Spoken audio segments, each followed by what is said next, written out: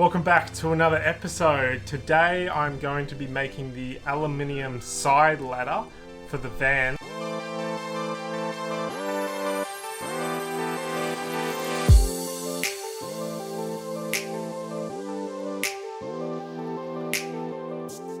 So I'm going to build this completely aluminium again, like I did the roof rack. I'm going to do it a little bit differently. If you haven't seen that aluminium roof rack episode already, click here. So these side ladders, they're really expensive. They come with the roof racks, and because I've custom built my own roof rack, I need to custom build my own ladder. And I wanted to make it out of aluminium again because it's actually quite an easy material to work with. The aluminium roof rack that I made, I pop riveted it all together.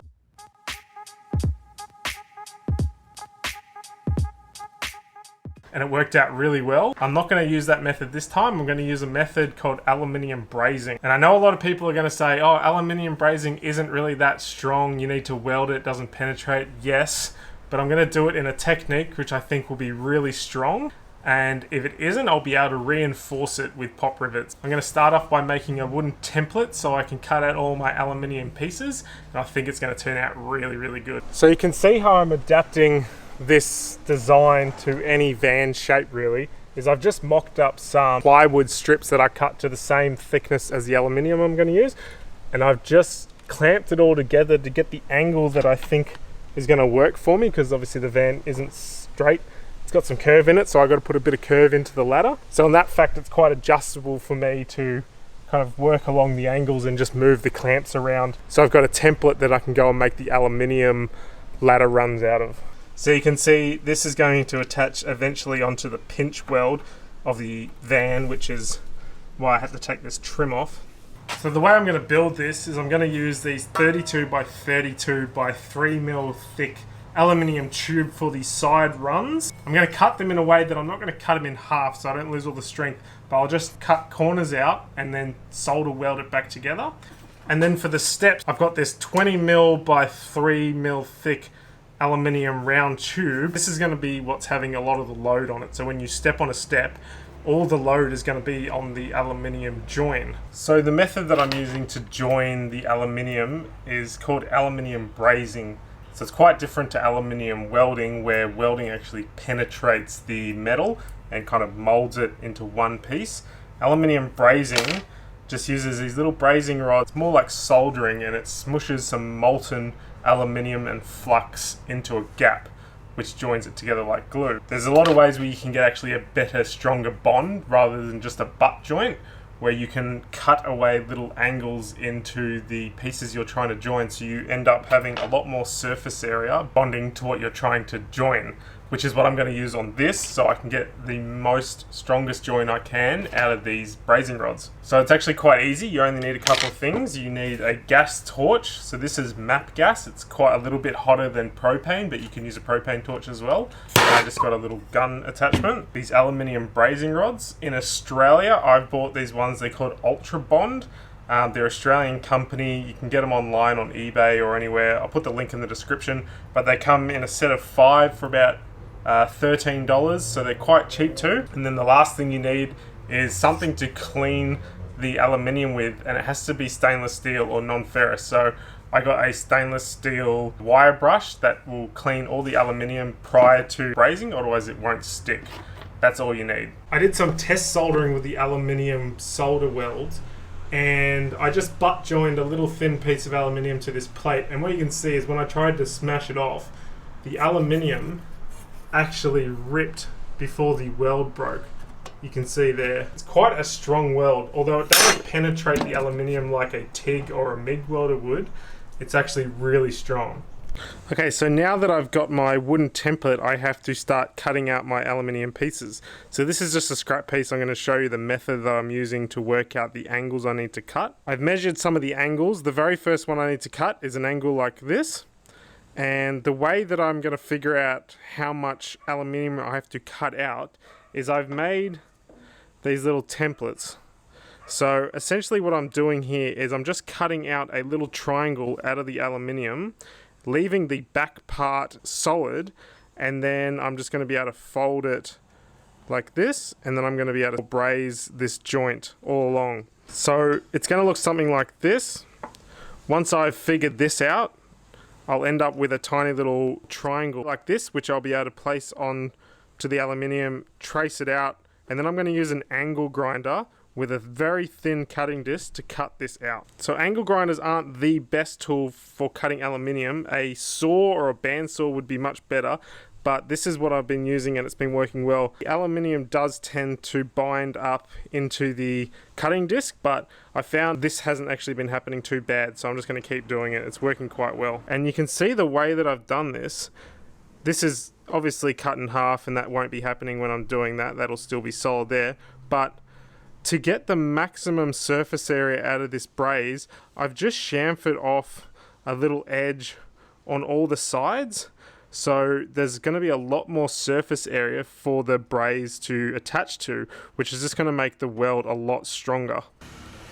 Basically what you want to do is get your gas torch and you slowly start to heat all the surrounding areas. Aluminium melts at about 600 degrees. These rods melt at about 300 degrees. So you basically use the rod as a bit of a thermometer. You start heating, and then you kind of test this, and when it starts to melt, you know you're at the right temperature. When the aluminium starts to melt, you've gone way too far and you've gone way too hot. It's actually a bit of a slow process, but it works really well. Once the rods start to melt, you know that the aluminium is hot enough and you can just start to fill the gap in. It's more like a pencil and it's quite easy and you can get quite little neat welds. It flows really nicely and it hardens quite quickly, but obviously the aluminium is still going to be really, really hot, so don't touch it after it hardens. You have to let it cool naturally. Remember, if you guys get any use out of this video whatsoever, please hit that like button below. Whenever you hit that like button, it helps videos like this get pushed out on the YouTube algorithm so a lot more people can see it, and it's really going to help this channel out.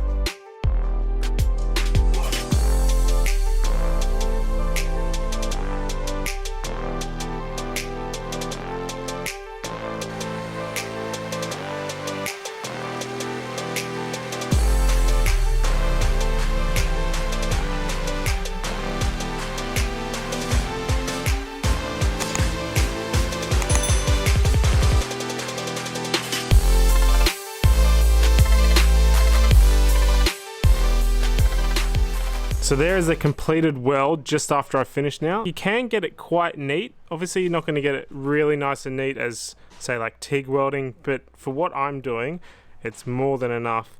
And that is going to be really strong. I've tested it, I've smashed these apart, and the aluminium ends up breaking before the actual weld does.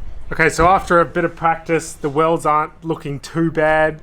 I mean, I'm not a welder or anything, so any welder is really actually going to say this isn't welding to start with, but they're obviously not going to be too impressed. But for what I'm doing with the materials I have without a welder at home with just a grinder and a gas torch, I think this is actually a really cool method that you can join aluminium at home and build really cool aluminium things for your van. So if this really works, I'm going to be super impressed, and if it doesn't, I'm just going to have to strengthen it with some plates on the side, which I might do anyway just for peace of mind, but I want to test it out first without them to see how strong these welds actually are. My two runs now, and I've just basically made one and then copied the other one so they're exactly the same. So you can see how this is going to work. This is the bottom of the runs, and I'm going to have to connect this to the aluminium plate, and I don't think my brazing is going to be strong enough for this particular join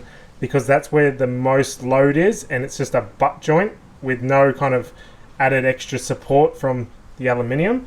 So what I'm actually going to do is I'm going to solder it anyway or braze it anyway, but then I'm going to put some aluminium angles and pop rivet them into this plate. So the top here, this is going to connect to the top of the roof rack that I built, and I'm going to put another plate across here as well, and that'll just screw into the top of the roof rack. Alright, so the ladder's taking shape, so what I'm going to do now is cut up the ladder runs. So this is essentially how I'm going to join the runs to the steps. Imagine this is a run which goes up and down the side of the van, and this is one of the steps that I've just cut off and made a test piece.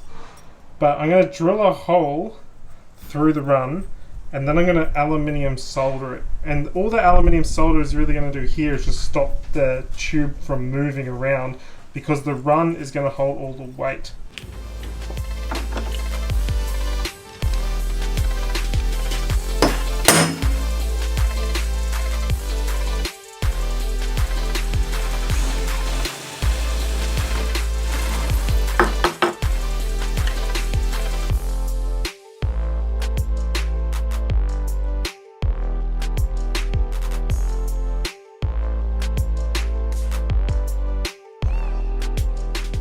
Okay, so I'm going to cut the ladder runs out now, and this is 25mm by 3mm thick tubing, and I'm going to cut it on the table saw. So I've cut aluminium on the table saw before, and it cuts really well.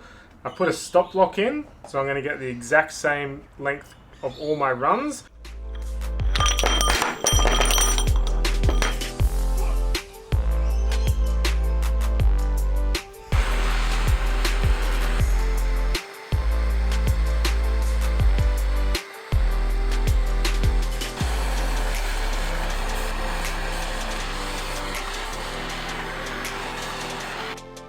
All the joins actually came out really well.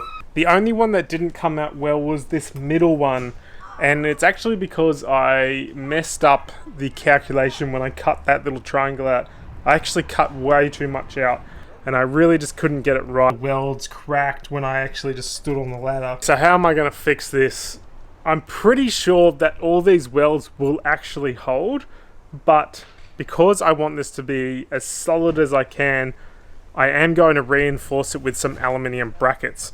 So I've cut out a whole bunch of aluminium brackets that are going to go on the one side and the back side, on both sides. And I'm going to pot rivet those on, and it's just going to make that bend a whole lot more solid, and it's just going to give me a lot more peace of mind. I know that I could just take this to an aluminium engineering shop or anyone that has a TIG welder, and they'd be able to weld that up for me easy peasy. But I want to make this video for anyone who can do this at home without any specific tools, welders. All it's really taking is a propane torch and some welding rods, aluminium, and an angle grinder. So anyone can really make this at home. That's what I'm trying to prove.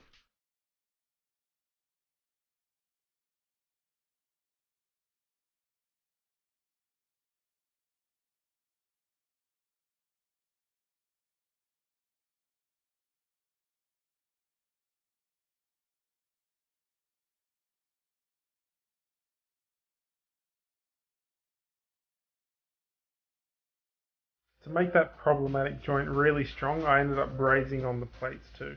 Okay, so I've attached this bottom plate on now, which that is going to attach to the pinch weld, and I've brazed it on, and it's actually really strong. But because this is the bottom of the ladder and there's going to be a lot of force on this joint, I'm going to reinforce it with a couple of these little angles I've made up. So these just kind of sit on here and on here. And I'm going to pop rivet those onto the plate and to the ladder frame, so it really just gives it a lot more strength.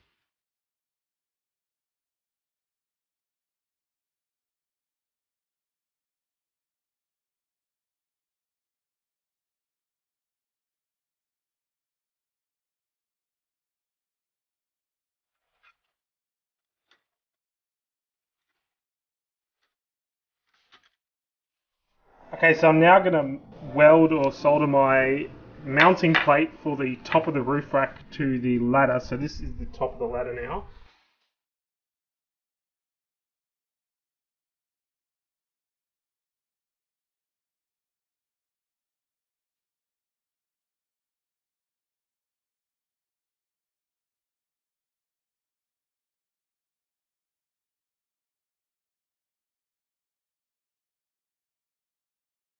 So one thing that I found out about using this particular aluminium brazing is you really need to get the bonding surface really hot. Because the aluminium rods will melt at a lot lower temperature, it is possible to just melt it on, but then what happens is what's called a cold solder, where it looks like it's bonded. As soon as you put any weight or strength on it, it'll just snap the weld. And I did have that on a couple of these welds here for the ladder runs. I was just trying to do it quickly and save a bit of gas, but it ended up just snapping straight away. So I went back and spent the time and really made it really hot, and you can actually tell the difference. When it cools down, it kind of keeps that metallic aluminium look, whereas a cold solder goes quite dull grey, and that's kind of how you know you haven't really done it quite right. Okay, so I've just mock fit the ladder with a couple of clamps to see what it looks like now. It's looking really cool. I'm going to drill some holes into the pinch weld through the aluminium, and I'm going to have another aluminium plate on the other side so it kind of sandwiches it together, so it's not just relying on that pinch weld.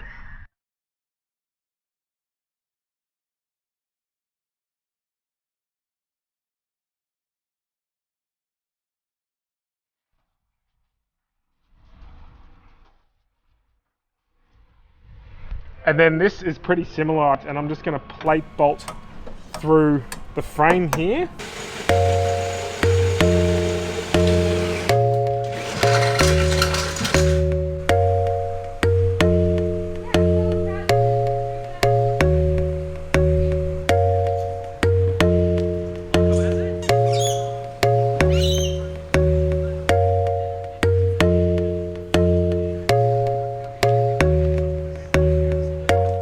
So just giving it like a really quick sand. And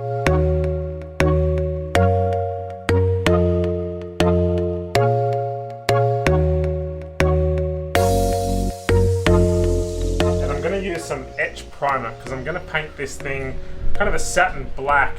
I will do the roof rack as well at one point. Because aluminium really is hard to get paint to stick to it, you really have to use an etch primer which cuts into the aluminium and then paint a top coat over the top of that. Okay, so I've done the 2 coats of the etch primer, and you can really tell the difference between using an etch primer and spray paint straight over the top of aluminium, because it really does eat into the aluminium a little bit and help it stick much better. So now I'm going to finish this off with some black satin paint. So I'm going to do a couple of coats of that, give it a quick sand.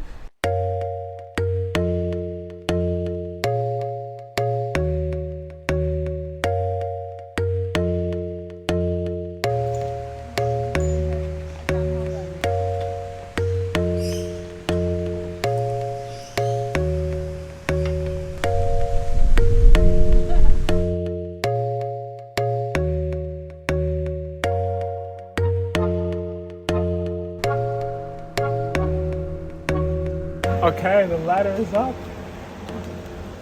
Bendy helped. Couldn't have done it without her. And wow, epic. How sick is this thing?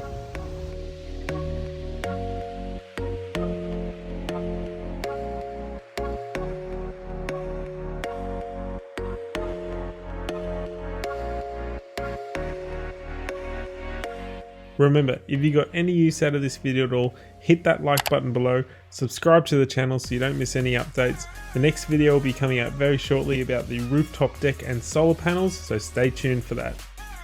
If you want to see what else we're up to, remember to follow us on Instagram @SaltyVanVentures. The link will be in the description. See you next time.